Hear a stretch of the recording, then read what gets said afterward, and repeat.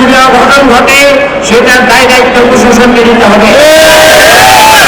শান্তিপূর্ণ ব্যবসায়ী শান্তিপূর্ণভাবে এই জাতীয় মসজিদটাকে রক্ষার জন্য এবং এই মসজিদের একমাত্র আয়ের উৎস এই মার্কেটকে রক্ষার জন্য আজকে আমরা মাঠে নেমেছি। তারেক রহমান সাহেব যে দিক নির্দেশনা দিয়েছেন আমাদের রাস্তা পরিষ্কার জন্য, ফুটপাত পরিষ্কারের জন্য, তার সাথে আমরা একত্রিত হয়ে আমাদের নিজেদের জায়গা এবং এই জাতীয় মসজিদটাকে রক্ষা করার জন্য আমরা আজকে মাঠে নেমেছি। আমরা অবশ্যই এই চাঁদাবাজদের উচ্ছেদ করব। এই স্বৈরাচার আমরা অনেক কষ্টে বিদায় করেছি।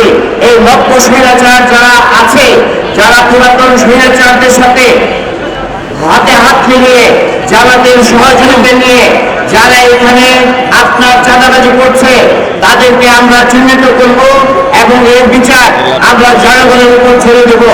আমি এখানকার প্রশাসনকে সুস্পষ্টভাবে বলতে চাই, আগামী কালকে 10টায় আমরা আবার চূড়ান্ত রেজাল্টের জন্য আমরা সবাই সমবেত হবে ইনশাআল্লাহ। আপনারা রাজি আছেন? এবং যে কয়দিন মার্কেট বন্ধ থাকবে সেই কয়দিনের ভাড়া আপনাদের মওকুফ করা হইল। আজকে আমাদের মার্কেট 15 দিবস বন্ধ থাকবে, গতকালকেও বন্ধ ছিল এবং যারা ভাড়া নিয়ে আছেন তাদেরকে এই বন্ধকালীন অবস্থায় মালিককে ভাড়া দিতে হবে না।